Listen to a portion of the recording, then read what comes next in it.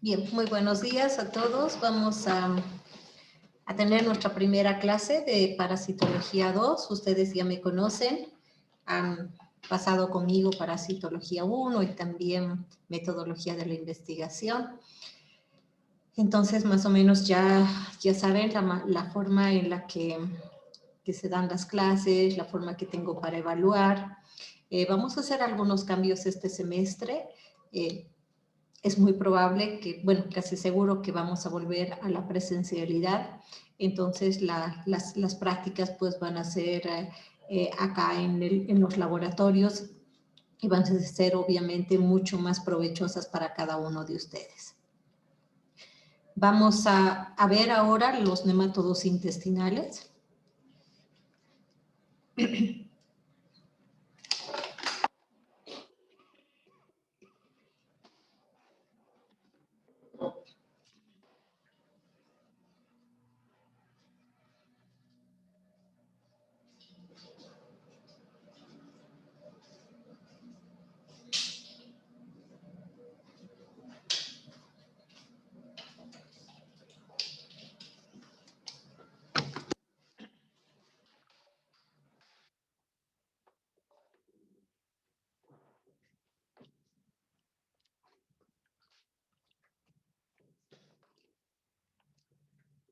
Perdón, les decía que vamos a ver a los nemátodos intestinales. Entonces, si recordamos un poquito, pues justamente habíamos visto el anterior semestre al grupo de los helmintos, y cuando veíamos a los helmintos dijimos que eran gusanos, ¿verdad? Y que estos gusanos se podían dividir en dos grupos, los gusanos cilíndricos y los gusanos planos. Estudiamos a los gusanos planos, donde vimos a los céstodos y también vimos a los tremátodos. Ahora nos toca estudiar a los nemátodos intestinales. Entonces, vamos a iniciar con el estudio, con la descripción, primero de las generalidades que presentan estos nemátodos intestinales, para luego ir conociendo a cada uno de los parásitos que conforman este grupo.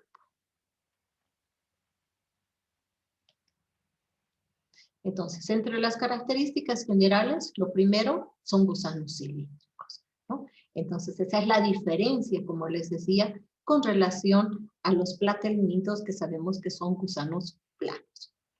Otra característica que presentan los nemátodos es que van a presentar dimorfismo sexual. ¿Eso qué quiere decir? Que vamos a describir, o sea, que los nemátodos presentan tanto hembras y machos, ¿no? Entonces vamos a describir a los ejemplares adultos, tanto a las hembras como a los machos. Entonces existe dimorfismo sexual.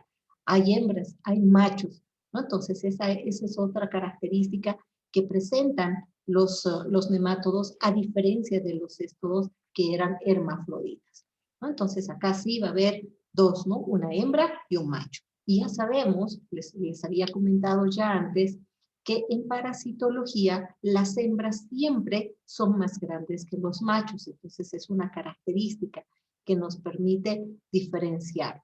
Otra característica que nos permite diferenciar observándolos directamente es que cuando vemos un gusano y vemos que los dos extremos son rectos, se trata de una hembra.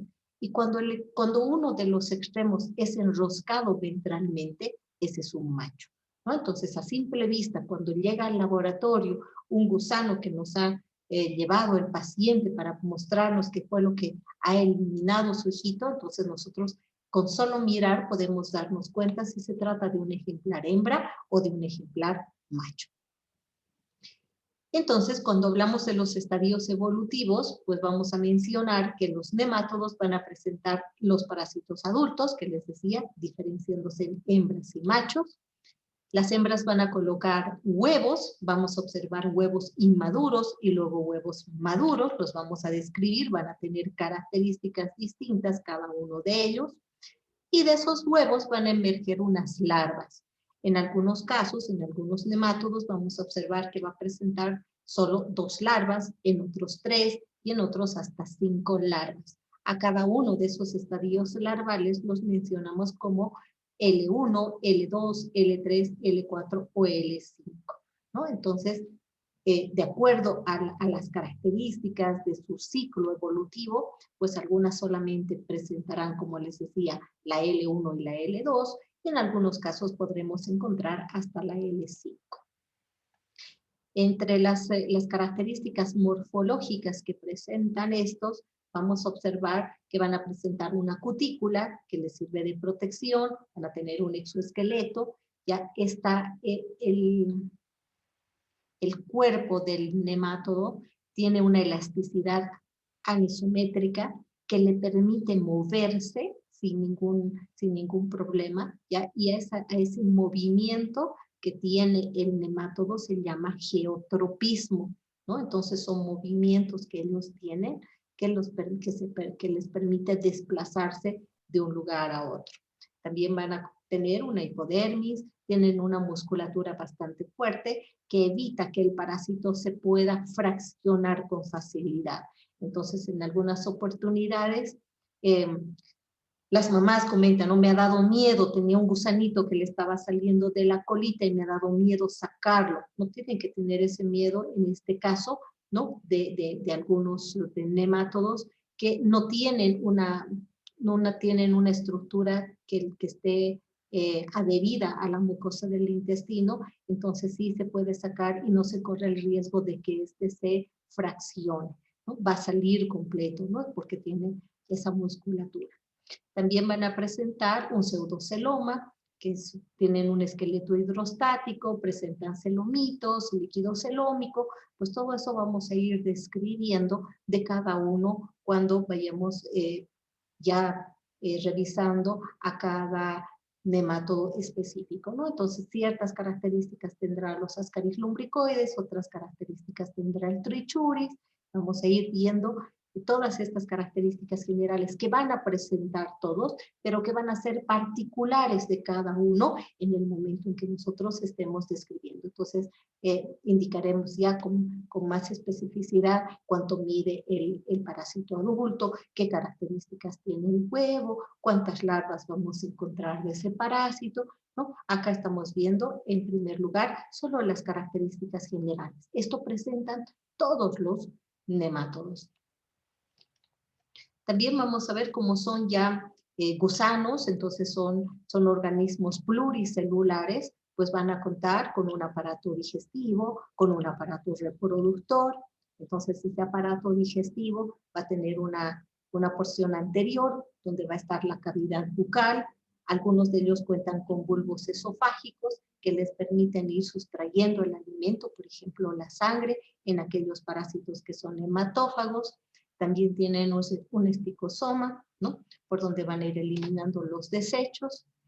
Estos nemátodos pues se van a alimentar de materiales y de microorganismos que encuentren en la luz intestinal y, como hacía referencia hace un momento, también se pueden alimentar de sangre, ya que existen nemátodos que son hematófagos, entonces que consumen sangre de nuestro organismo. También presentan ciertas enzimas como las mucopolisacaridasas, las proteasas, colagenasa, amilasa. Entonces vamos a ver qué enzimas va a presentar cada uno de los nemátodos a medida que los vayamos describiendo.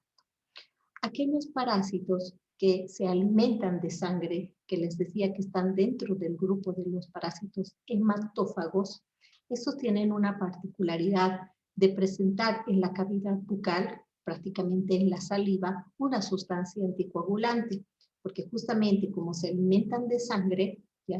Van a tener en la cavidad ciertas estructuras que le van a permitir lesionar la mucosa del intestino, ya sea por unas láminas cortantes o por dientes, con los cuales uno adherir a la mucosa, otro van a producir la lesión. ¿Para qué? Para poder ir sustrayendo la sangre.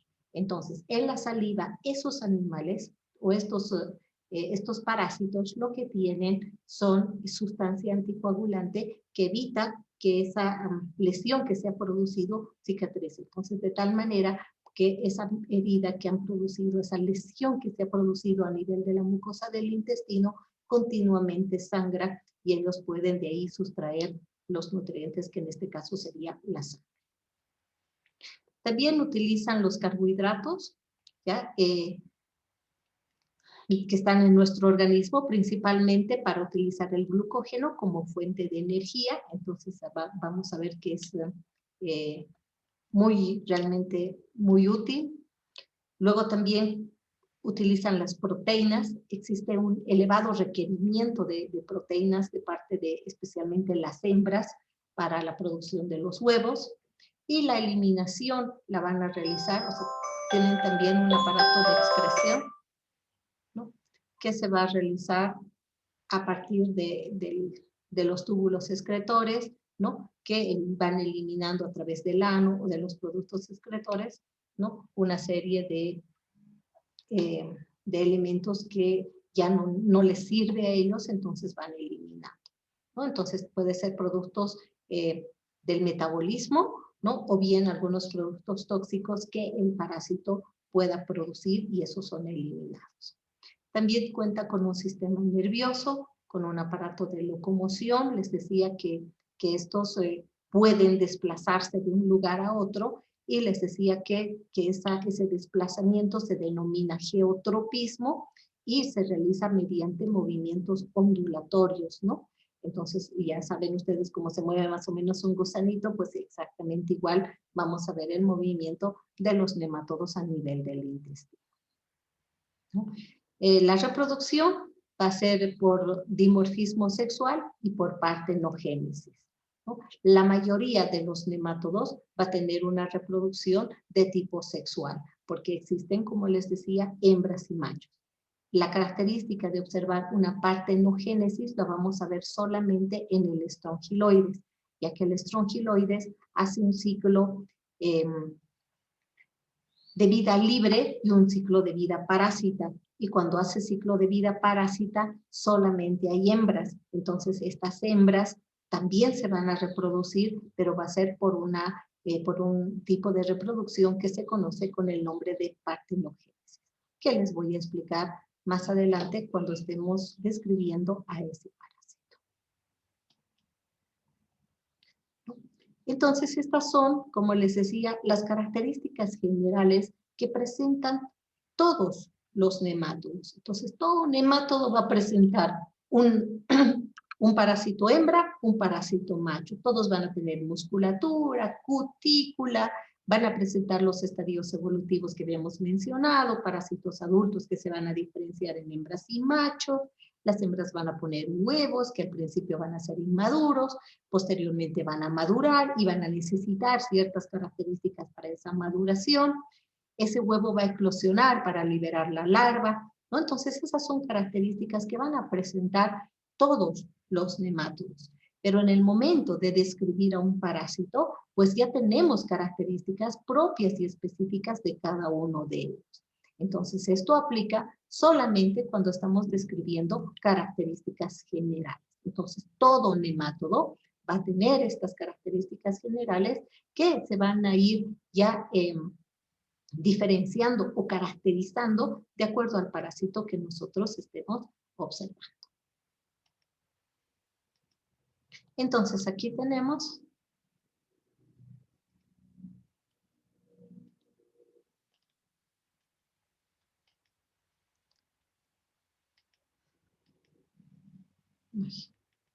me adelanté mucho. Acá. Aquí tenemos dos nemátodos y vamos a ver esas características que les comentaba, ¿no? Acá está. Miren, son gusanos cilíndricos, como les decía, ¿ya? Son cilíndricos, tienen una porción anterior y una porción posterior, ¿no? Acá igual, tenemos aquí a un gusano cilíndrico, tenemos acá la porción anterior y aquí la porción posterior, ¿no? Entonces, este es un estrongiloides. Este estrongiloides, cuando nosotros lo vemos, siempre pensamos que la porción anterior podría ser esta, ¿no? Y pensar que la porción más delgada vendría siendo, no es un estrongiloides, perdón, es un trichuris. Y que la porción posterior sería la cola, pero sin embargo, ¿no? La parte más delgada es la porción anterior, y los tricocéfalos tienen la característica de introducir la porción anterior, que es más delgada, a la pared del intestino, a la mucosa del intestino, ¿no? Entonces aquí tenemos unos Ascaris lumbricoides, estos son ejemplares de Ascaris lumbricoides. Miren, nos fijamos los extremos. En este caso, este tiene el extremo ligeramente encorvado, se trata de un macho, muchas veces presenta mucho más encorvado todavía, vamos a ver más adelante figuras. Entonces acá tenemos un Ascaris hembra, un Ascaris macho, incluso en esta figura se puede ver que el macho es un poco más pequeño. Acá tenemos un Trichuris, ejemplares adultos también, ¿no? Aquí está recién el estrongiloides, acá tenemos, miren, esta es la hembra, aquí está el macho con el extremo posterior enroscado ventralmente, aquí tenemos otros Ascaris, aquí sí se nota mucho más, miren cómo se enrosca, entonces acá podemos diferenciar sin ningún problema, como les decía, basta con la observación directa del parásito, ¿no? Cuando nos muestran el gusanito, nos los traen macroscópicamente, nosotros viéndolo, solamente con observar los dos extremos podemos determinar y darnos cuenta si se trata de un parásito hembra o de un parásito macho, ¿no? Entonces, acá no solamente por el tamaño, hemos dicho que los Ascaris hembra son mucho más grandes que los machos, pero también, aparte de eso, nos permite ver cuando nosotros observamos los dos extremos. Entonces, acá los dos extremos de la hembra tienen los extremos rectos. En cambio, el macho se encuentra enroscado ventralmente. Esta es la porción anterior, esta es la porción posterior.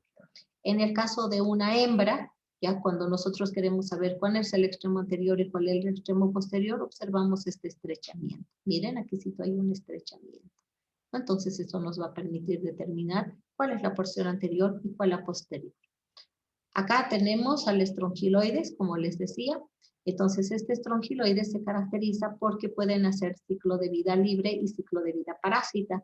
Entonces cuando hacen ciclo de vida parásita solamente va a haber una hembra, pero a esa hembra se la llama hembra partenogénica, de tal manera que esta hembra es capaz de poner huevos y que cuando ese huevo se rompa, libere una larva y que esa larva se pueda transformar en parásitos adultos. Entonces, por eso se llama hembra partenogénica. Acá no es hermafroditismo. Cuando hablamos de los céstodos, decíamos, hay un solo gusano y ese gusano es hermafrodita, tiene los dos sexos. Acá no, esta es una hembra, pero esta hembra se la llama partenogénica porque es capaz de poner huevos y que de ese huevo salga una larva que posteriormente se va a transformar en un parásito adulto. Entonces, cuando ese parásito hace ciclo de vida parásita, solamente vamos a ver hembras y las larvas que van a, los huevos obviamente que eclosionan inmediatamente, nunca encontramos huevos en materia fecal, ¿ya? Ni bien son puestos por la hembra, estos eclosionan para liberar a la larva, ¿no? Estas larvas son las que salen en la materia fecal y cuando llegan al medio ambiente pueden dar lugar a parásitos hembra y a parásitos macho, ¿no? Entonces esa es una característica que pueden presentar. Entonces cuando en el medio ambiente vamos a ver, aquí está haciendo ciclo de vida, en esta parte está haciendo ciclo de vida parásita y aquí está haciendo ciclo de vida libre. Entonces cuando hacen ciclo de vida libre sí podemos diferenciar a las hembras y a los machos. Entonces esa diferencia que podemos ver claramente acá. Aquí tenemos las porciones anteriores, les decía que de acuerdo al parásito que vayamos estudiando, vamos a ver que en la porción anterior va a tener una cavidad bucal y esa cavidad bucal puede estar conformada por dientes pequeños, puede estar conformado por láminas cortantes, como en el caso que observamos acá, ¿no? O puede tener dientes, ¿no? Entonces, con estos dientes o con estas láminas cortantes es que estos parásitos se adhieren a la mucosa del intestino y en el caso específico de estas oncinarias, pues van a producir lesión a nivel de la mucosa para sustraer sangre, ya que son parásitos hematófagos. Entonces, obviamente, estos van a tener una característica más. ¿Se acuerdan cuál es? ¿Qué característica, qué particularidad tendrían en la saliva estas funcionarias que son considerados parásitos hematófagos, que les he mencionado cuando hablábamos de las... ¿Anticoagulante, doctora? Exactamente, una sustancia anticoagulante, ¿verdad? Exactamente. ¿No? Eso es lo que van a presentar estos parásitos adultos. Bien, entonces a continuación tendríamos que describir al primer nemátodo que viene siendo el Ascaris lumbricoides. ¿Tienen alguna consulta de las características generales de los nemátodos?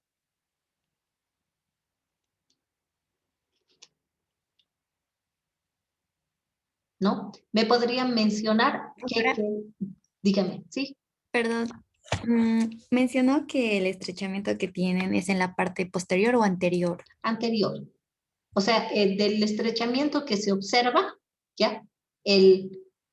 Tú ves acá, ¿no ve? Aquí tenemos al gusano. Entonces va a tener un estrechamiento más o menos a esta altura. Entonces, la porción que está más cerca al estrechamiento es la porción anterior. Está bien, doctora, muchas gracias. De nada. ¿Alguna otra consulta?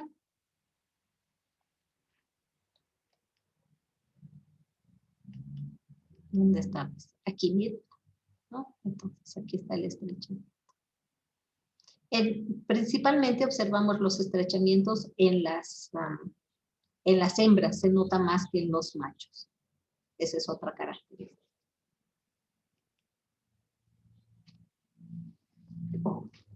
¿Me podrían decir 3 características generales de los nemátodos?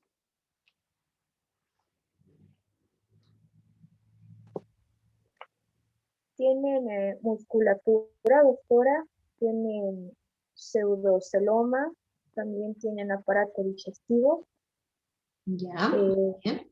quieren de carbohidratos como fuente de energía, la excreción puede ser por el ano, requieren también de proteínas, sobre todo las hembras para la producción de los huevos. Ya. ¿Cómo podemos, a ver, muy bien, Kareli, alguien No, es que... Cheyenne. ¿Qué? Es Cheyenne. Con esto. Es que no los estaba, ahora sí.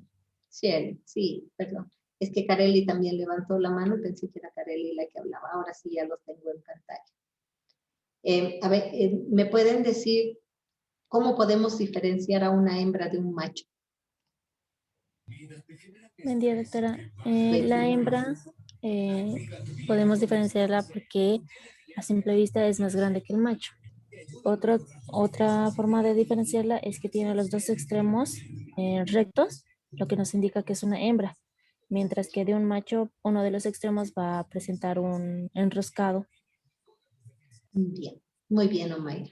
Sí, algo que es muy importante, más que el tamaño, siempre fíjense los extremos, porque puede ser que solamente tengamos un gusano, un solo ejemplar, entonces no vamos a poder comparar el tamaño, ¿verdad? O sea, solamente vamos a ver uno y pueden haber hembras que todavía no han llegado a la madurez sexual y las vemos más pequeñitas y otras van a estar mucho más grandes. Entonces, solo el tamaño no nos permite diferenciar. Lo que sí nos va a permitir diferenciar, como dijo Mayra, es ver los extremos, ¿no? Si los dos extremos son rectos, se trata de una hembra. Y si uno de los extremos es enroscado ventralmente, entonces se trata de un macho. Eso sí, está muy bien. ¿Qué estadios evolutivos podemos observar en los nemátodos?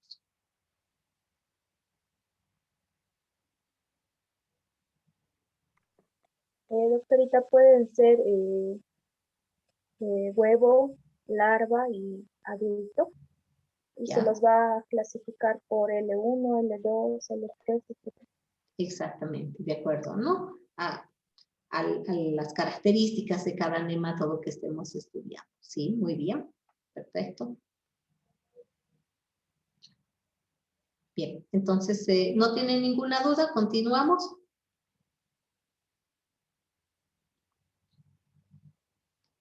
Vamos a continuar. No sé por qué me aparece esto.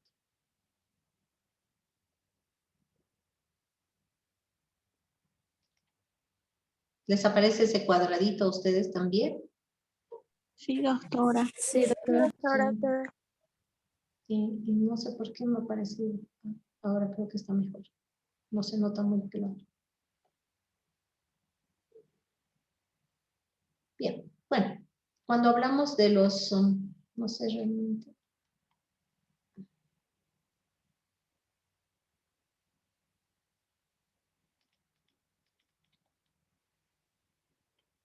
¿Cómo Doctorita, eliminar? creo que esa ventana la podría mover a un rinconcito. Le voy a hacer el intento, sí, porque me está estorbando. No, no me deja.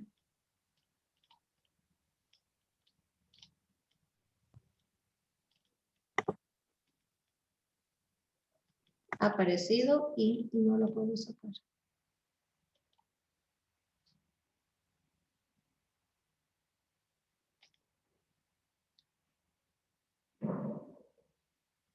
A ver, vamos a ver.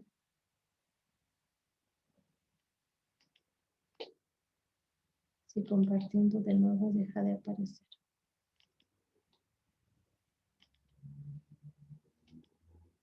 Sí, ahora creo que sí. Bien.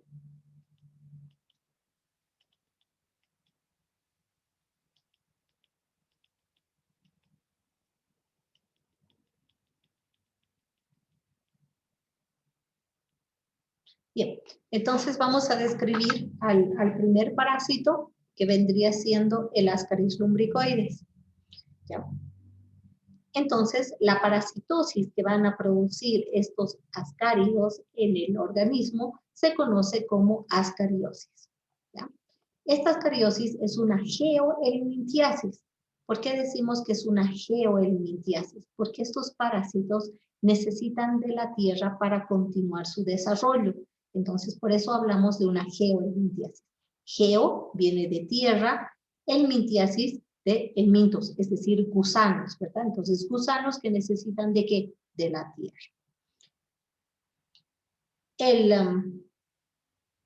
El parásito que va a causar la patología, la ascariosis en el hombre, se denomina Ascaris lumbricoides. También hay algunos nemátodos muy parecidos a las Ascaris lumbricoides que parasitan a los perros y a los gatos, pero el único que va a parasitar al hombre es el Ascaris lumbricoides. Entonces, la ascariosis como tal va a ser producida por estos nemátodos, que son los más grandes. Cuando hablamos de nemátodos, el Ascaris lumbricoides viene siendo el más grande. Pero no es el más grande de todos los parásitos, porque ustedes saben, hemos estudiado a las tenias y esas medían metros, ¿verdad? Hasta 10 metros hemos descrito céstodos bastante grandes. Entonces, estos van a ser, los nemátodos vienen siendo los más grandes, pero de este grupo, digo, los Ascaris lumbricoides vienen siendo los nemátodos más grandes. Entonces, en cuanto a sus características, pues aquí ya los estamos observando, son gusanos cilíndricos, se diferencian en hembras y machos, las hembras mucho más grandes, pueden medir desde 20 a 35 centímetros, los machos un poquito más pequeños, pueden medir desde 15 hasta 30 centímetros. ¿No? Y la característica que les decía, que las hembras van a tener los dos extremos rectos, como estamos observando acá, y el macho va a tener el extremo posterior enroscado ventralmente. Una característica que presentan tanto las hembras como los machos es que en la porción anterior, como pueden observar en esta figura, se observan 3 labios. Miren, aquí está 1, 2, 3. Y estos labios están finamente dentados, tienen dientes bien pequeñitos en estos lugares acá. ¿No? Entonces aquí van a presentar dientes muy pequeñitos, ¿ya? Pero estos dientes que presentan al ser muy pequeños no le permiten a este parásito adherirse a la mucosa del intestino. Por lo tanto, el Ascaris lumbricoides no tiene un órgano de fijación, no está adherido a la mucosa del intestino. Entonces, al no estar adherido a la mucosa, corre el riesgo de que sea eliminado fácilmente. Es por eso que al laboratorio, ustedes van a ver que les va a llegar siempre, o sea, lo que más llega son parásitos adultos de Ascaris.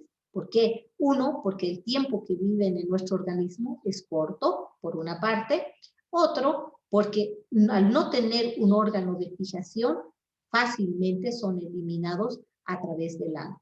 Pueden ser eliminados vivos y también pueden ser eliminados muertos, ¿no? Ese es el motivo por el que lo que más van a recibir ustedes en el laboratorio van a ser Ascaris. ¿Ya?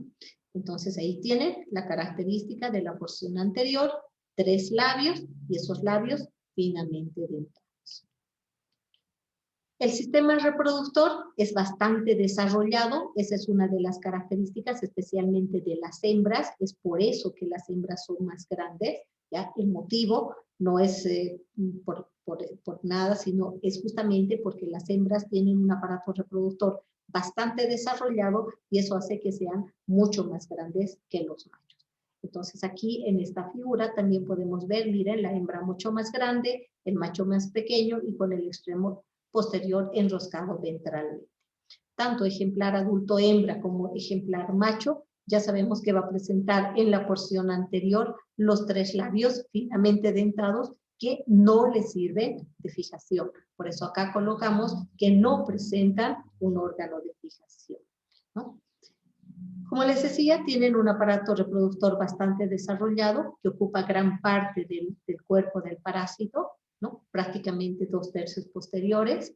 En el macho vamos a observar los testículos. ¿Ya? Aquí están, miren, aquí están los testículos. Luego tenemos los conductos deferentes. Aquí está el conducto para la eliminación del esperma. Aquí está la espícula copulatriz, que claramente se nota cuando vemos al ejemplar macho.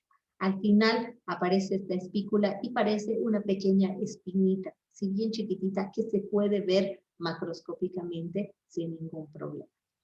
En cuanto a la hembra, pues vamos a ver que van a presentar los ovarios, ¿no? Presenta también el útero, tiene un útero doble, ¿ya? Es una característica del Ascaris hembra. También presenta la vulva, a continuación está el intestino y pues el anus por donde va a eliminar los productos de desecho, ¿no? Entonces, miren, son bien complejos, tienen bastantes características, ¿no? que los diferencian uno. Entonces podemos ver los ovarios, útero, vulva, ¿no? Que forman parte del aparato reproductor de estos ascáridos.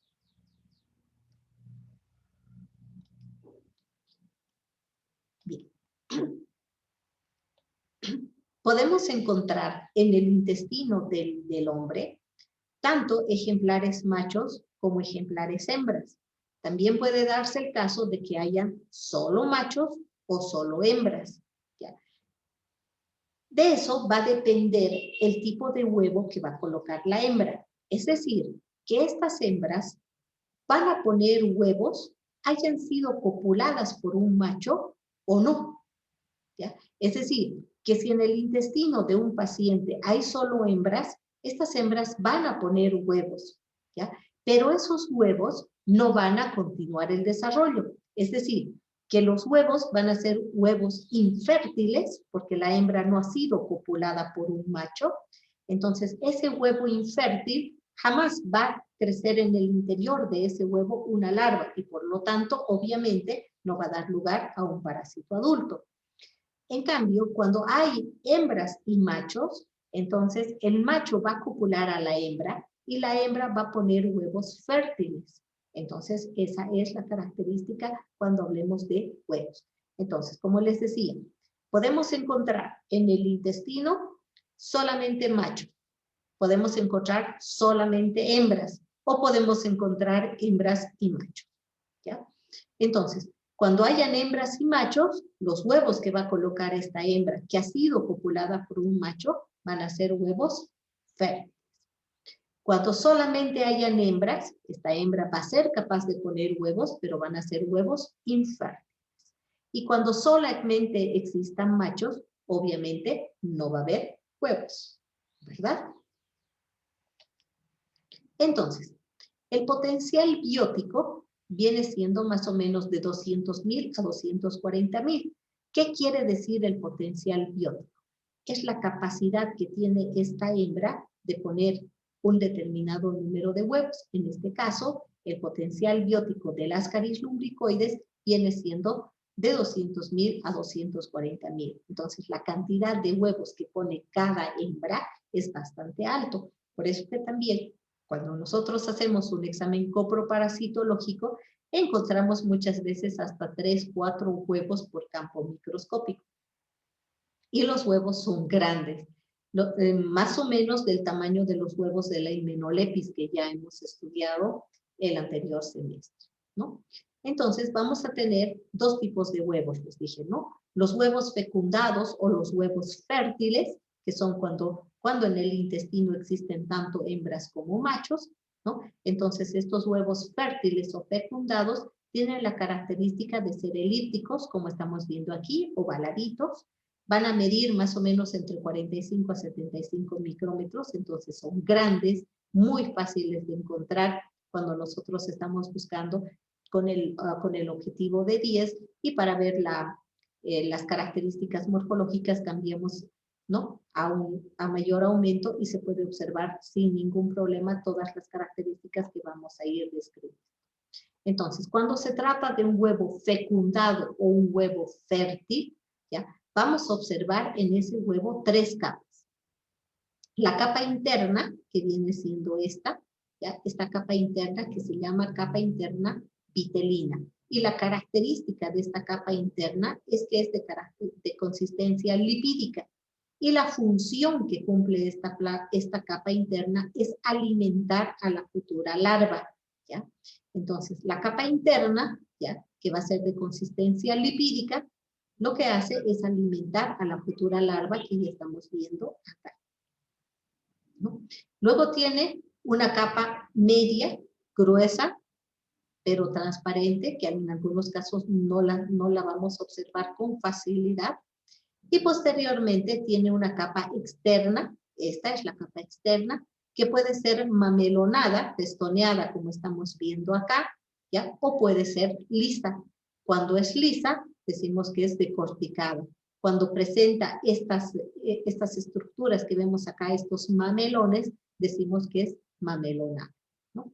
Esta capa albuminoide, cuando nosotros utilizamos el Lugol, la vamos a observar de un color café, porque presenta, ¿no? Pigmentos biliares. Entonces, la vamos a observar de un color café oscurito, ¿no? Así, miren cómo. Entonces, cuando las hembras ponen los huevos, cuando son hembras fecundadas, no nos olvidemos que los huevos que vamos a observar de esa hembra fecundada va a tener 3 capas. La capa interna, vitelina, de consistencia lipídica, que alimenta ¿a quién? A la futura larva. La capa media, gruesa y transparente, ¿no? Y la capa externa, que es de consistencia albuminoide. Y esta capa externa puede ser festoneada, así como vemos acá, y la llamamos mamelonada, o puede ser lisa y la denominamos decorticada. Acá en esta figura vamos a poder observar. Este es un huevo decorticado. Si ustedes observan, tenemos la capa interna, esta es la capa interna, que es la capa vitelina, perdón, ¿no? Esta es la capa interna vitelina, que les decía que es la que de consistencia lipídica y que alimenta a la futura larva. Esta es la capa media, gruesa y transparente, que esta de acá, y esta es la capa externa, que en este caso esa capa externa es lisa, por lo tanto decimos que este huevo es decorticado, ¿no? Un segundito, por favor. Buen día. Estoy en clases. ¿Puedo devolverle la llamada o me puede llamar en unos 20 minutitos? Gracias. Hasta luego.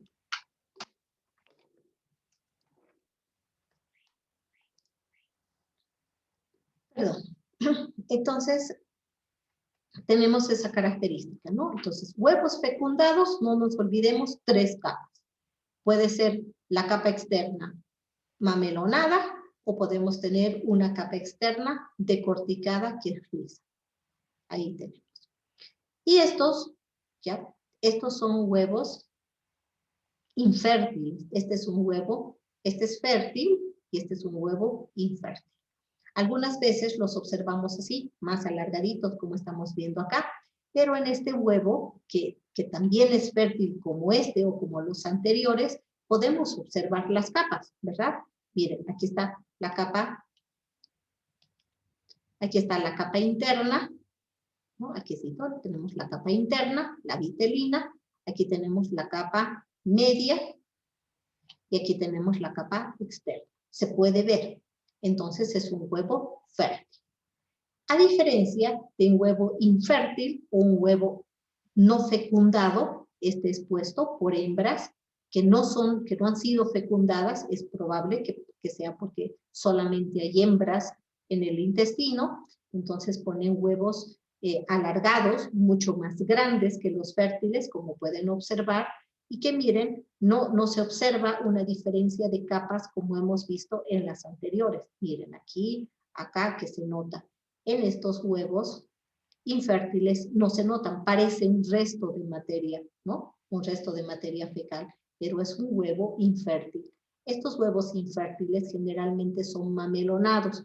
No he observado yo nunca un huevo decorticado. He observado huevos mamelonados, infértiles, ¿ya? Y la característica de estos es, en primer lugar, que son más grandes. En segundo lugar, que tienen solo dos capas, la capa externa y la capa media, no presentan capa interna. ¿Por qué? Porque la capa interna les dije que tiene la función de alimentar a la futura larva, y como aquí jamás va a haber una larva, entonces no hay capa interna, ¿no? Entonces, más grandes y con solo dos capas, la capa externa mamelonada y la capa interna media, gruesa y transparente.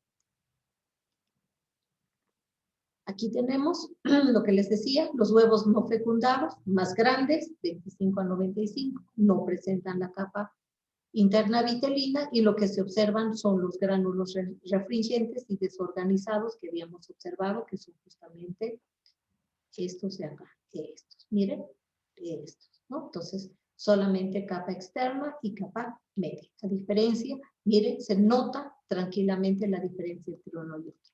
Al principio, diferenciarlos o poder identificar a uno de estos es un poco complejo, pero ya cuando vamos revisando varias placas, vamos revisando varias muestras de materia fecal, entonces ya ustedes se van a ir acostumbrando y van a poder diferenciar tranquilamente a estos huevitos. Entonces acá tenemos en esta figura a un ejemplar. Este ejemplar será hembra o macho. Hembra, doctora. Hembra, doctorita. Hembra, muy bien. Observando aquí esta figura, ¿serán huevos fértiles o infértiles? Fértiles, doctora. Fértiles, doctora. Muy bien, fértiles. Muy bien. Entonces, como les decía, el lugar, sabemos que cuando hablamos de hábitat, es el lugar específico donde vive ese gusano. Entonces acá, estos Ascaris lumbricoides, ¿dónde viven? En el intestino delgado. Ese es el hábitat. Y les decía que viven muy poco tiempo en nuestro organismo, ¿no? Y ese tiempo que está ese gusano dentro de nuestro organismo se denomina longevidad. Entonces, la longevidad de las Ascaris lumbricoides puede ser de 1 año o puede vivir máximo hasta 20 meses, ¿no? Entonces, les decía que una característica que presentan estos es que nosotros los vamos a encontrar con frecuencia. ¿Por qué? Porque no presentan órgano de fijación, y al no tener órgano de fijación no están sujetos, agarrados del intestino. Entonces son fácilmente eliminados, tanto vivos como muertos, ¿no? Entonces puede ser que sea eliminado vivo porque es arrastrado por la materia fecal y lo encontramos vivo, o sea, sale vivo en la materia fecal.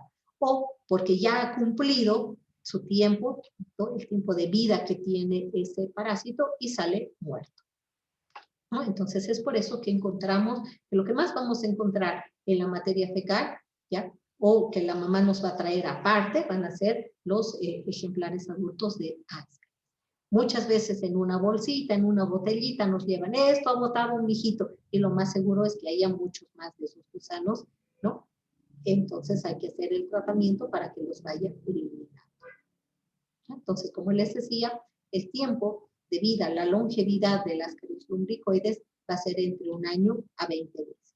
Ahora, ¿qué hacen estos Ascaris lumbricoides para no ser expulsados con facilidad del intestino? Lo que hacen es enroscarse unos a otros, formando un ovillo, como nosotros hacemos el ovillo de lana, así similar, se enroscan estos gusanos para formar un ovillo de Ascaris.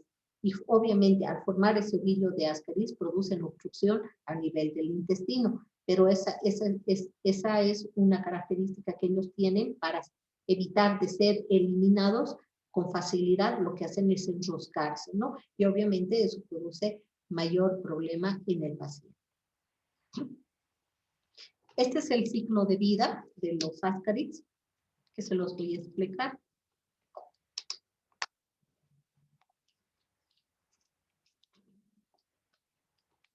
Entonces, como les decía, el hábitat tanto de los ejemplares hembra y macho es a nivel del intestino delgado. Ahora, ¿cómo el hombre se adquiere esta enfermedad? Pues obviamente va a ser por fecalismo, porque sabemos que al encontrarse estos parásitos adultos en el intestino delgado, pues la hembra va a colocar huevos y esos huevos van a salir en las heces, ¿verdad? Entonces, el macho, aquí está el macho, copula a la hembra y la hembra pone huevos fértiles. Esos huevos fértiles salen en las heces fecales y cuando salen son huevos inmaduros. ¿Ya? Eso es importante. Eso no les había explicado acá, voy a volver aquí. Miren, cuando la hembra pone el huevo, va a ser un huevo inmaduro, así como estamos viendo acá, no tiene nada en el interior.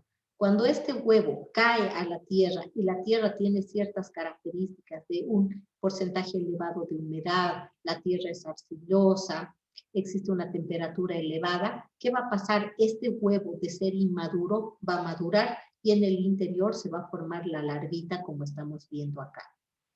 ¿Ya? Entonces, estos son huevos inmaduros y estos son huevos maduros. Lo que más encontramos en la materia fecal son huevos inmaduros. Pero cuando la materia fecal la han recolectado en la mañana y recién en la tarde llevan al laboratorio o en el laboratorio recién procesamos en la tarde, es probable que encontremos algunos huevos larvados, ¿no? Esto es porque en la materia fecal ya se mantiene la humedad. Si el lugar es cálido, que generalmente estos ascáridos son de lugares tropicales donde la temperatura es alta, lo encontramos generalmente en el trópico. Acá en Cochabamba podemos encontrar, pero no muchos pacientes con ascaris. Los que vienen del trópico sí vienen parasitados con con este tipo de parásitos. Entonces en ellos, cuando la materia fecal se ha mantenido mucho tiempo, no se ha procesado inmediatamente, podemos encontrar algunos huevos larvados. Pero lo que más vamos a encontrar van a ser huevos inmaduros. Estos huevos inmaduros no son directamente infectantes. Este tiene que caer a la tierra y recién se van a hacer infectantes cuando presenten la larva en el interior. Entonces este también es un huevo inmaduro, inmaduro, inmaduro. No toditos son acá inmaduros. El único maduro era el que vimos ahí con la larvita. Entonces, continuando acá, les decía que los parásitos adultos se encuentran en el intestino delgado. Entonces, macho copula a la hembra y la hembra pone huevos. En este caso, como ha sido copulado por el macho, va a poner huevos fértiles. Esos huevos fértiles, cuando salen, son inmaduros. En este caso, es un huevo mamelonado, porque estamos observando la capa externa, estoneada, mamelonada, ¿no? Y también decimos que es un huevo fecundado o fértil, porque podemos observar la capa interna, podemos observar la capa media y podemos observar la capa externa, ¿no? Entonces, ahí ya tenemos esas características, ya conocemos cómo podemos diferenciar a un huevo fértil de un huevo infértil. Entonces, cuando este huevo cae al medio ambiente, y el medio ambiente tiene, como les decía, una temperatura elevada, un porcentaje de humedad elevado, la tierra es arcillosa, los huevos se encuentran en la sombra, que también eso ayuda. Entonces, ¿qué va a pasar? Este huevo va a ir madurando, ¿no? Aquí teníamos solamente granulaciones, aquí ya tenemos un huevo que ya tiene, miren, un segmento, acá ya tiene dos, acá ya tenemos un huevo en mórula, se llama así, porque presenta varios segmentos y de aquí ya se forma la larvita, ¿no? Generalmente vamos a observar o esto, observamos este y este, es lo más común de observar. Algunas veces se tiene la suerte de encontrar estos, pero muy poco. Lo que más vemos son o estos, ¿ya? O ya uno larval. A veces incluso el huevo ya está eclosionando y se ve que se está abriendo y está la larvita saliendo, ¿no? En algunos casos de las muestras especialmente que las tengo guardadas, entonces sí se puede ver esa característica también. Entonces, como les decía, primeramente son inmaduros, en la tierra se van formando, se va a ir formando poco a poco la larva, primero un segmento, luego dos, un huevo en mórula, y ya tenemos la larvita en el interior de ese huevo. Entonces, cuando un hospedero susceptible consume un alimento contaminado con materia fecal donde se encuentren los huevos larvados, porque estos no son infectantes, el único infectante es un huevo maduro, ya que lo podemos llamar huevo maduro o huevo larvado. ¿Eso qué implica? Que ya tiene la larva completamente formada en el interior. Entonces, puede ser cuando tomamos agua que no está hervida, que está contaminada, o cuando comemos algún alimento donde los huevos, pues estos van a ingresar, ya, estos huevos maduros, que les decía que son la forma infectante, ingresan a través de la boca, llegan al intestino. En el intestino, cuando han pasado por el estómago, pues los jugos biliares, la acidez que se tiene en el estómago va a ir ya debilitando la capa del huevo. Entonces, cuando llega al intestino, estos huevos pueden eclosionar, ya, es decir, abrirse, ¿no? Se rompen y dan lugar a la larva. O sea, la larva sale, aquí como observamos acá, la larva queda libre a nivel del intestino. Y esa larva lo que hace es atravesar la mucosa del intestino, ¿ya? No se queda ahí para transformarse en un parásito adulto, sino lo que hace es atravesar la mucosa del intestino, ¿ya? Y a través de la sangre, esta larvita, que es bien chiquitita, que ha salido del huevo, ¿ya? A través de la sangre migra, ¿ya? Hacia el hígado, hacia el corazón y luego a los pulmones. El paso por el hígado, el corazón, es prácticamente como solamente así, paso, no se queda ahí para producir daño. Donde va a producir daño es a nivel de los pulmones. Entonces, una vez que esta larva que ha quedado libre del huevo, ¿ya? ¿Qué hace? Atraviesa, les dije, la mucosa del intestino y a través de la sangre migra hacia los pulmones, pasando obviamente primero por el hígado, por el corazón y luego va a llegar al hígado. Entonces, esa migración de esta larva a través de la sangre hacia los pulmones se conoce como el ciclo de Loss. ¿Ya? Entonces, ¿qué es el ciclo de Loss? Es la migración de las larvas a través de la sangre, ¿hacia dónde? Hacia los pulmones. En los pulmones se van a localizar en los alvéolos, en los bronquiolos, y ahí va a ir creciendo, ¿no? Esta larva que se ha liberado es la larva L1, y esa larva L1 va creciendo a nivel de los pulmones, ¿ya? Y va hasta lograr atravesarlos. Cuando ha atravesado estos, la larva asciende al árbol respiratorio, es deglutida, para luego caer nuevamente al intestino y recién transformarse en un parásito adulto, ¿ya? Entonces, cuando el huevo eclosiona en el intestino, libera la larva y esta no se transforma inmediatamente en parásito adulto, sino ¿qué pasa con esta larva? Esta va a atravesar la mucosa, va a migrar hacia los pulmones, va a producir daño en estos pulmones y después recién va a caer al intestino, ¿ya? Entonces, nosotros cuando hablamos de la ascariosis decimos que este parásito, este Ascaris lumbricoides, produce primero un daño a nivel pulmonar y posteriormente un daño a nivel intestinal. Entonces va a ser ciclo pulmonar y va a ser ciclo intestinal. Pero ¿quién hace el ciclo pulmonar? La larva. ¿Quién hace el ciclo intestinal? El parásito adulto, ¿ya? La larva que va a estar en los pulmones va a producir daño a nivel de esto. Los parásitos adultos producirán el daño a nivel del intestino.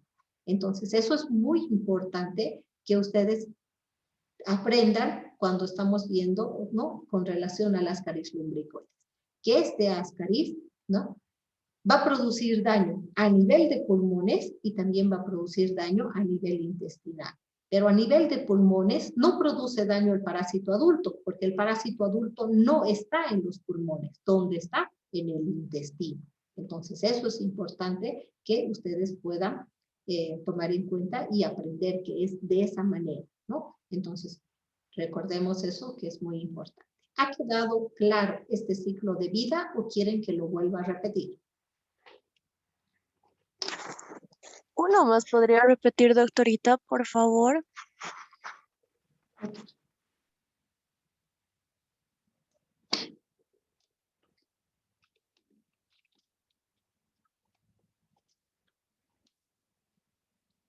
El ciclo, pues, vamos a tener acá un paciente que presenta los parásitos, ¿no? Entonces les decía, el macho copula a la hembra y la hembra pone huevos. Los huevos salen en la materia fecal y cuando el huevo sale, ¿es maduro o inmaduro? Inmaduro, doctora. Inmaduro, doctora. Inmaduro, exacto. Ese huevo inmaduro puede ser mamelonado, decorticado o ambos.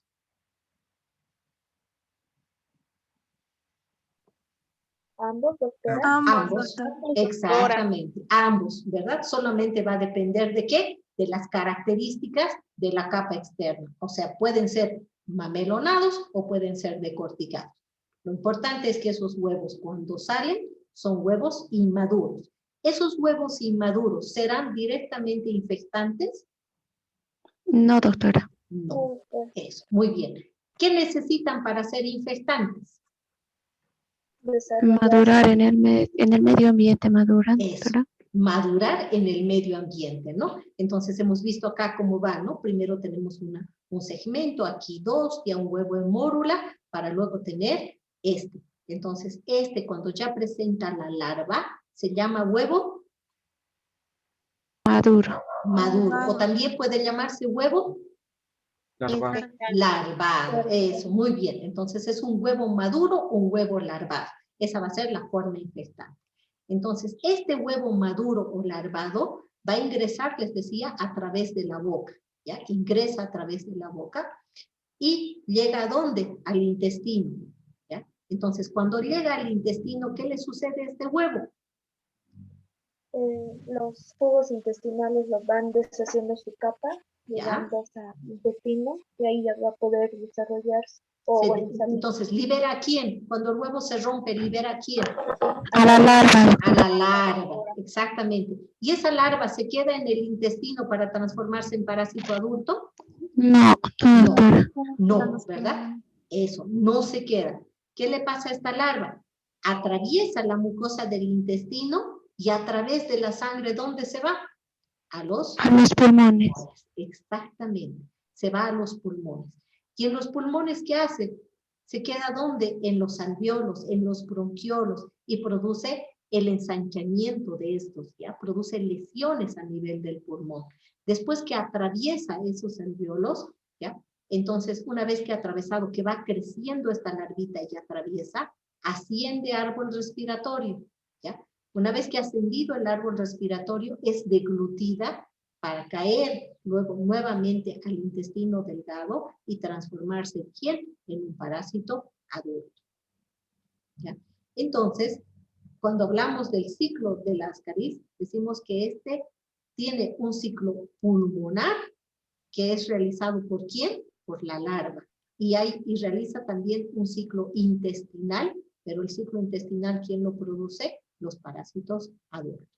¿Ya? Porque acuérdense que este parásito adulto no es el que migra. ¿Quién migra? La larva. La larva migra a través de la sangre. Y a esa migración de la larva desde el intestino hacia los pulmones, les dije que se conoce como ciclo de Loos.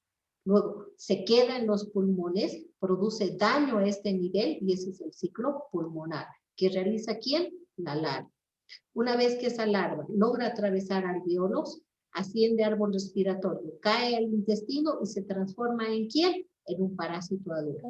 Entonces, ese parásito adulto va a realizar un ciclo intestinal a nivel, ¿no? O a ese nivel, obviamente, ¿no? Entonces, tenemos que el parásito va a producir primero daño a nivel de los pulmones y luego daño a nivel del intestino. Ahora sí. Sí, doctorita, muchas gracias. Sí, doctora. Entonces vamos hablando un poco más. A ver. En cuanto a la epidemiología. Es una infección cosmopolita, entonces encontramos en muchos lugares, en muchos países, ¿no? No tiene preferencia por los varones o las mujeres, da exactamente igual. Encontramos mayor prevalencia en niños, pero eso no quiere decir que no haya en adultos. Y porque hay una mayor prevalencia en los niños es justamente por los precarios hábitos de higiene que tienen, ¿verdad? Entonces el niño no se lava con frecuencia las manos, coloca a veces sus alimentos en el suelo, entonces por eso es que existe una mayor prevalencia en los niños, no porque sea, digamos, más frecuente en ellos, sino simplemente por los hábitos de higiene que vamos a observar. Está íntimamente relacionado con la contaminación del suelo, porque hemos visto que los huevos pues van a caer, cuando caen al medio ambiente, en el medio ambiente van a madurar. Entonces, si la contaminación del suelo de un determinado lugar es mayor, pues la cantidad de parasitosis que vamos a encontrar en esa región va a ser mayor. Y también está relacionado con ciertas características biogeográficas que les había mencionado, que requiere el huevo para madurar. Eso se refiere al clima, que les dije que tiene que ser húmedo. Entonces, para que sea húmedo, obviamente tiene que haber bastante lluvia, en una temperatura que sea alta, entre 22 a 33 grados, suelos arcillosos, ¿no? Que además exista sombra para la maduración de los huevos, ¿no? Y si existen todas estas características, pues esos huevos que esta hembra ha puesto y que salieron, que eran inmaduros, en 2 a 3 semanas maduran y se hacen infestantes, ¿no? Entonces, la forma infestante de esta parasitosis es el huevo maduro o larvado.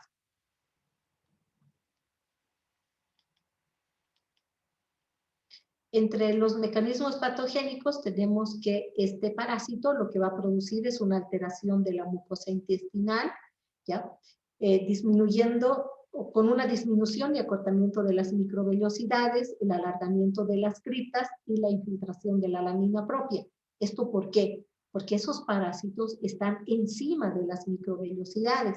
Y acuérdense que les dije que para evitar ser eliminados con facilidad, estos parásitos lo que hacen es enrollarse formando estos ovilos de Ascaris. Entonces, al estar estos enrollados, enroscados encima de las microvellosidades, pues evita que éstas tengan el tamaño normal, se produce la atrofia de estas microvellosidades, ¿no? La atrofia de las criptas o el alargamiento de las criptas. Entonces, esto nos lleva ¿a qué? A un síndrome de mala absorción, que habíamos visto que sucedía en Giardia, que vimos que sucedía también en Menolepis, ¿recuerdan? Y obviamente también va a suceder en Ascaris porque son gusanos mucho más grandes que están encima de las microvellosidades, produciendo una alteración de la mucosa intestinal y llevando a un paciente más adelante, obviamente, dependiendo la cantidad de parásitos, también a un síndrome de mala absorción. También entre los mecanismos patogénicos tenemos que mencionar la reacción alérgica, ¿ya? Porque posee potentes antígenos que causan una inflamación, por lo tanto va a haber una eosinofilia tisular periférica que va a provocar una respuesta atópica mediada por la inmunoglobulina E, y principalmente ese aumento de eosinófilos lo vamos a ver cuando el parásito está haciendo ciclo pulmonar, porque justamente la aparición de eosinófilos, ya cuando aparecen los eosinófilos, cuando el parásito está, ¿cómo les diría? Se encuentra en un lugar donde está en íntimo contacto con un órgano. Entonces, cuando está en los pulmones, esa larvita ya se introduce en los alvéolos y está en contacto íntimo con estos. Entonces, la cantidad de eosinófilos, nuestro organismo va a reaccionar produciendo gran cantidad de eosinófilos que van a ir a defendernos, que van a ir a querer destruir esas larvas.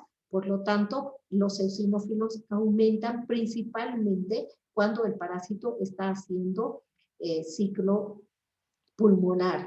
Cuando ya se encuentra a nivel del intestino, los eosinófilos disminuyen, porque no se olviden que en el intestino no está adherido a la mucosa, entonces no está en contacto íntimo, por lo tanto, la cantidad de eosinófilos va a bajar, ¿ya?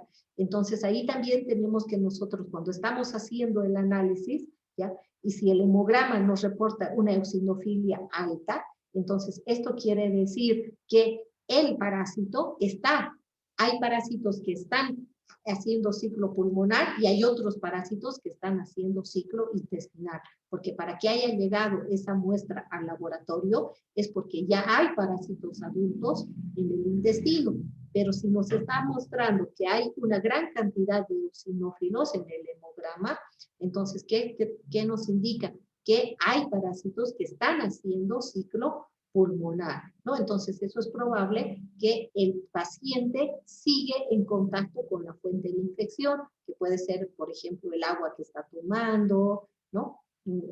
Entonces, hay que investigar, hay que cortar esa fuente de infección que está provocando que sigan ingresando huevos, por lo tanto, hay parásitos, larvitas que están haciendo ciclo pulmonar y también hay parásitos adultos que están a nivel del intestino y por eso ya hay la eliminación de los huevos.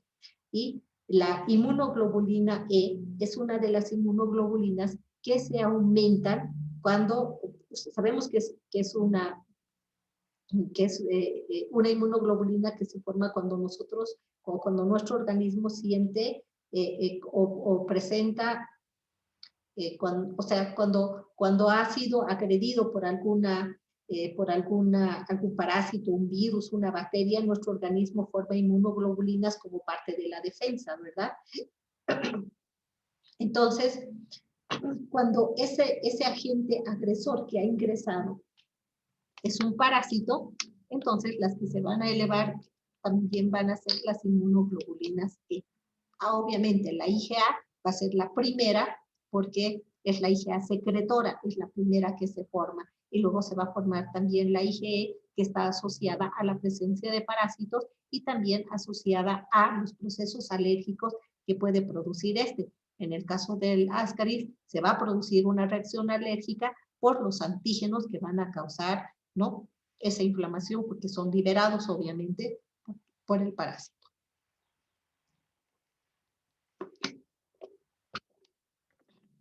Ahora, también tenemos que considerar que la migración larvaria, pues hemos visto que el parásito no se queda en el intestino directamente para transformarse en un parásito adulto, sino lo que hace es migrar hacia los pulmones. Y les dije que en los pulmones obviamente va a producir un daño porque lo que hace es localizarse a nivel de los alvéolos, a nivel de los bronquiolos, produciendo el ensanchamiento de los mismos y obviamente eso va a provocar una reacción en el huésped. Entonces provoca una alergia conocida como síndrome de Loeffler, ¿no?, o neumonitis de tipo asmatiforme, ¿ya?, que tiene la característica, este síndrome de Loeffler es una neumonitis de tipo asmatiforme, que lo que provoca en el paciente es una tos seca, una dificultad para respirar, ¿no? Entonces, todo eso está asociado ¿en qué? En el síndrome de Loeffler. ¿Qué va a ser provocado por quién? Por la larva, que está ¿dónde? A nivel de los pulmones, ¿no?, produciendo ese ensanchamiento, esa lesión a nivel de los alvéolos, a nivel de los bronquiolos. Entonces, el daño que vamos a observar a nivel de los pulmones se conoce como síndrome de Loeffler. ¿Qué es el síndrome de Loeffler? Una neumonitis de tipo asmatiforme. ¿Qué sintomatología va a producir? Tos y dificultad al respirar, ¿ya? Esos estarían entre los mecanismos patogénicos que vamos a observar en un paciente con Ascaris.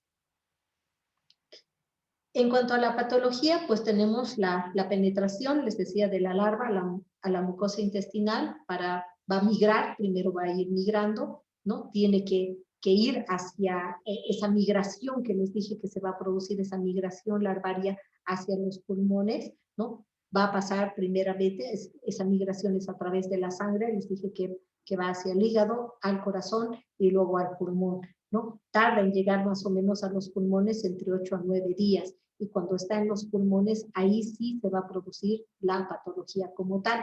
Primero vamos a tener la migración a través de la sangre, que se conoce, les dije, como síndrome de Loss, ¿no? Y cuando como ciclo de Loss, y cuando llega a los pulmones, produce la primera patología, que es el síndrome de Lofer, que es lo que les indicaba, que es una neumonitis de tipo asmatiforme, y que el paciente va a presentar esa tos y esa dificultad de respirar cuando la larva se encuentre localizada a nivel de los pulmones. Luego, una vez que esa larva atraviesa, ¿no? Y atraviesa los alvéolos, asciende el árbol respiratorio para caer luego al intestino, y en el intestino pues ya producir otro tipo de lesiones que estaría asociada a un síndrome de mala absorción. Pero también puede haber migraciones hacia el colédoco, hacia el parénquima, ¿no? Migraciones menos frecuentes puede ser al apéndice, al intestino, ¿no? Y puede también producir daño a este nivel.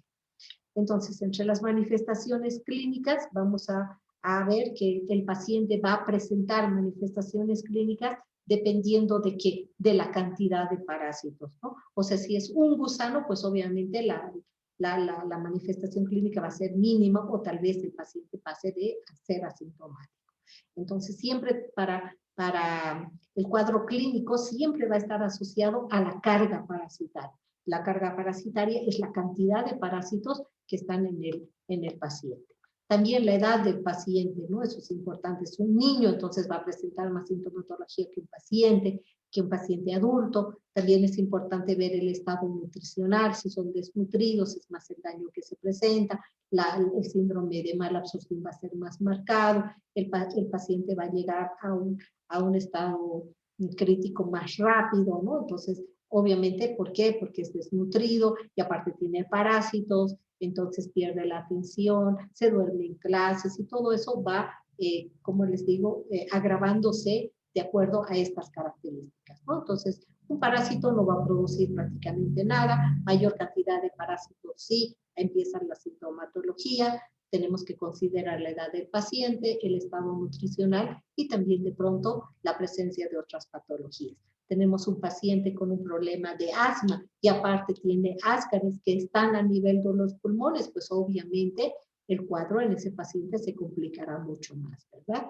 Entonces eso también es importante, el determinar si no hay una patología de base, y si esa patología pues se puede ver agravada, o el cuadro de ascariosis se puede ver con mayores alteraciones, justamente porque hay una patología de base, ¿no? que está influyendo en las manifestaciones clínicas y en la patología como tal que pueda producir el parásito a nivel ya sea pulmonar o intestinal. A nivel intestinal va a haber dolor tipo cólico, náuseas y vómitos, algunas veces diarreas, y también puede presentarse el meteorismo. A nivel pulmonar, la bronquitis banal, el síndrome de Lofer, que les decía que está asociado a la tos y a la dificultad para respirar. También pueden haber manifestaciones alérgicas por los antígenos que vimos que se podían eliminar y que pueden ocasionar un proceso alérgico, especialmente a nivel pulmonar, ¿no? Lo que puede estar asociado a la bronquitis asmatiforme directamente cuando está localizado a nivel de pulmones, y también el paciente puede presentar de pronto urticaria, prurito nasal o prurito anal, que no es muy frecuente, pero sí puede presentar. Y entre las manifestaciones clínicas generales, pues obviamente va a presentar anorexia, disminución de la ingesta, el retardo del desarrollo conductatural, y se puede presentar también desnutrición en los niños, ¿no? Entonces esto está asociado principalmente a que el paciente pues presenta ese dolor tipo cólico, las náuseas, los vómitos, y cuando uno tiene ese tipo de manifestaciones clínicas, pues obviamente no quiere comer. Y si no come, pues obviamente esto puede llevar a una desnutrición, especialmente en los niños, porque no nos olvidemos que también el parásito está produciendo un síndrome de mala absorción a nivel del intestino, y principalmente lo que va a ir sustrayendo a nivel de del intestino van a ser las proteínas, porque no nos olvidemos que requiere de proteínas para la producción de sus huevos. Entonces, esa sustracción de nutrientes de nuestro organismo al existir una gran cantidad de parásitos es lo que lleva a una desnutrición. Y como aparte, ese niño no está alimentándose bien, porque justamente tiene vómitos, el dolor de estómago, entonces muchas veces no quieren comer, entonces ahí eso agrava el cuadro, ¿no? Especialmente por los vómitos, ¿verdad? Porque los niños chiquitos cuando vomitan se asustan. Entonces no quieren comer porque saben que si comen es probable que quieran vomitar y eso les asusta y entonces no quieren recibir ningún alimento y pues hay que ver de darles licuaditos o algo así para evitar, ¿no? O directamente llevarlo al médico para iniciar el tratamiento y evitar que el cuadro se agrave en ese pequeño. ¿Preguntas, jóvenes?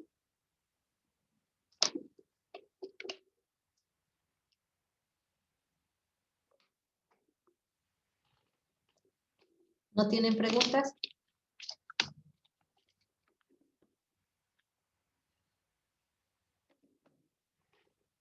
Bien, para ir terminando, tenemos el diagnóstico. Para el diagnóstico se realiza el examen coproparasitológico, que sabemos que es lo que más utilizamos para diagnosticar parásitos. Podemos utilizar métodos por concentración, que los habíamos visto el lunes con el grupo de práctica que nos tocaba. Vimos que podíamos realizar ciertas técnicas, a ver si me ayudan a recordarlas, quienes estaban en la clase, Carelli tal vez. Métodos de concentración que habíamos visto que podemos utilizar.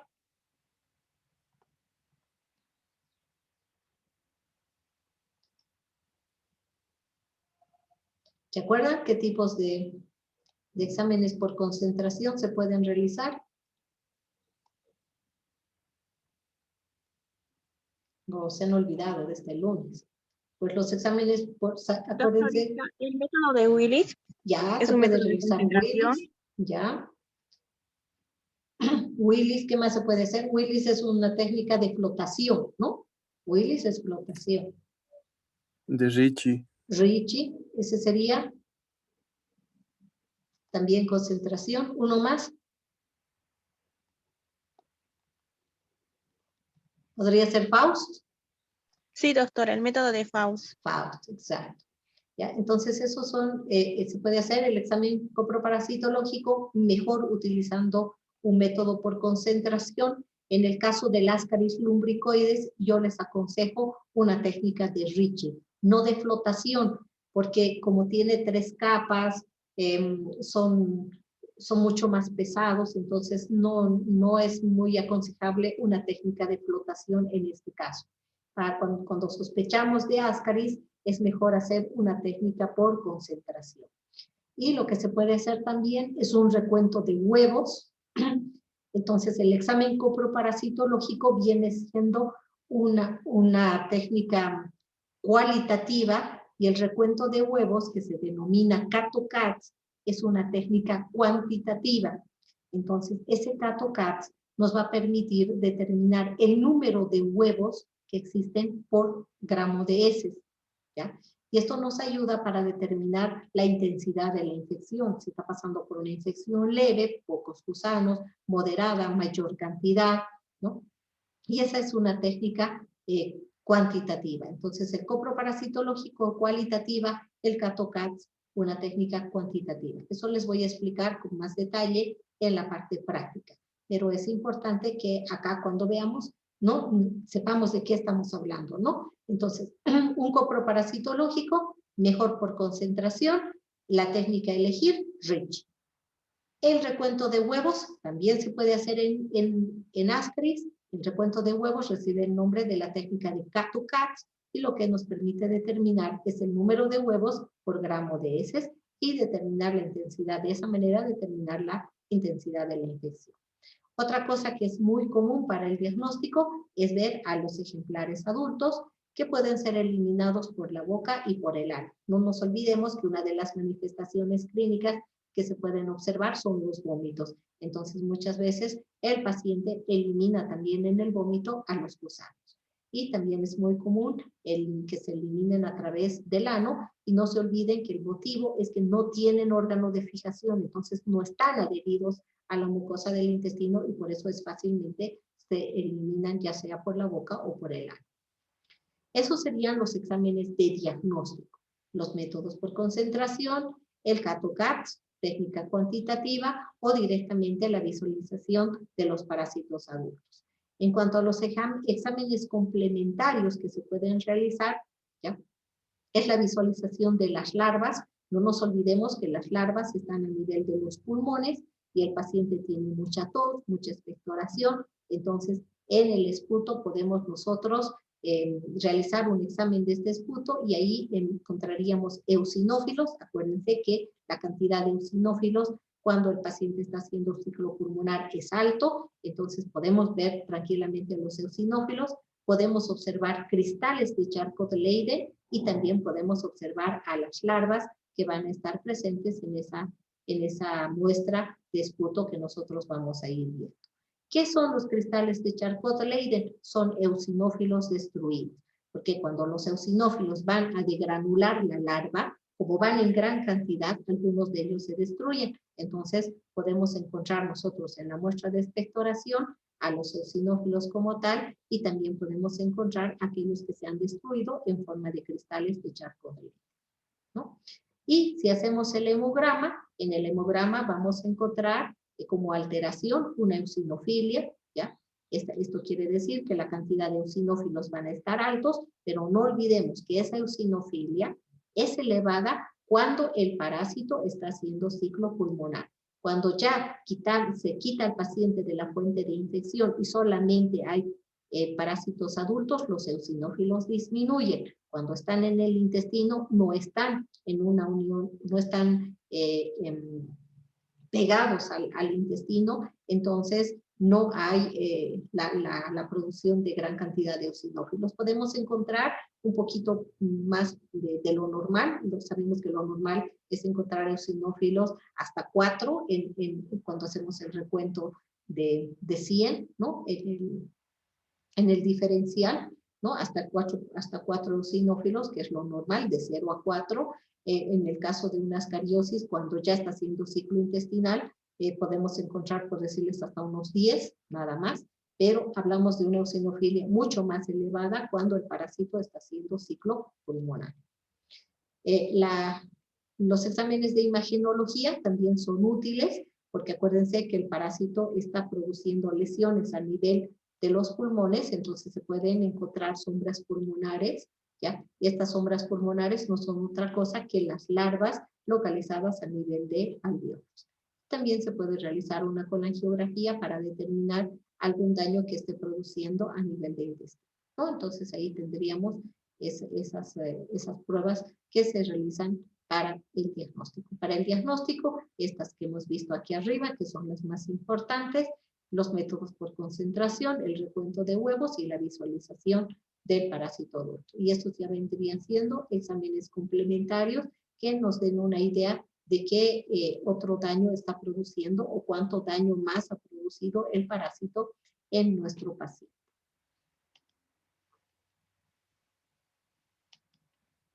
En cuanto al tratamiento, tenemos los derivados benzoimidazólicos como el albendazol, el flubendazol, el mebendazol, ¿no? El albendazol se puede dar 400 miligramos en dosis única, el flubendazol también en dosis única, igual de 400 miligramos, el mebendazol de 200 miligramos durante 3 días. ¿No? El mecanismo de acción de estos benzoimidazólicos es la inhibición de la fumarato reductasa. Por lo tanto, va a haber una menor producción de ATP, ¿no? Y esto hace que el parásito sufra una parálisis flácida, ¿no? Entonces, eso nos conviene porque al producir una parálisis flácida está completamente, como les diría, como completamente suelto y eso nos facilita el que se pueda eliminar. En cambio, si utilizamos las sales de pamoato pirantel, las sales de pirantel como el pamoato de pirantel, ¿ya? 10 miligramos, que se da 10 miligramos 2 veces al día, este produce un bloqueo de la transmisión neuromuscular, pero produce una parálisis espástica. Es decir, que el gusano se queda en la forma en la que estaba en ese momento en el intestino y puede ser más complejo de eliminar, especialmente si estos se encuentran enroscados, ¿no? Entonces, siempre los médicos prefieren, si nos piden la opinión, es mejor utilizar los derivados benzoimidazólicos porque se va a producir una parálisis flácida y la eliminación del parásito va a ser más fácil. En cambio, si le damos el pamoato de pirantel, va a tener una parálisis espástica y eso quiere decir que se va a quedar en la forma que estaba, ¿no? Como se encontraba en ese momento que nosotros hemos dado el medicamento y eso nos va de pronto complicar tal vez en la eliminación del parásito. Es mucho más fácil eliminarlos, ¿no? Cuando lo que hemos producido en él es una parálisis flácida. Ahora, otro cuidado que hay que tener con las sales de pirantel es que no se puede dar a las embarazadas, no se puede dar cuando les están dando de lactar, ¿no? Que eso es muy importante, ¿no? La piperacina sí se puede utilizar, se daría 50 miligramos, kilogramo día, por 5 a 7 días, ese sí se puede dar embarazadas, pero el pamoato de pirantel no. Entonces esos cuidados también tenemos que tener, ¿no? Con relación al tratamiento. Bueno, aquí ya tenemos a los trichuris, que es el tema de la siguiente clase. No sé si tienen alguna pregunta con relación al ascaris.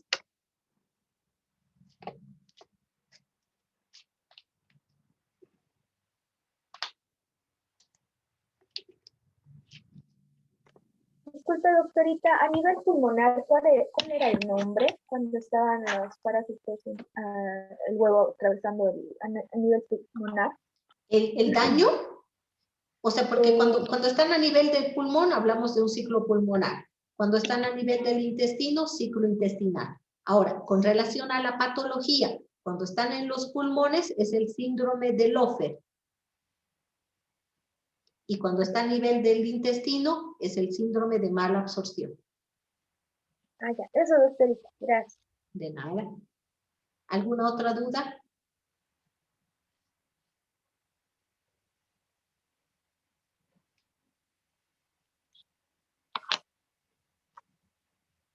Bueno, si no hay dudas, entonces con el grupo 2 nos vemos a las 6:30 en práctica. Hasta luego. Hasta luego, Hasta luego, doctora. Hasta luego, doctora.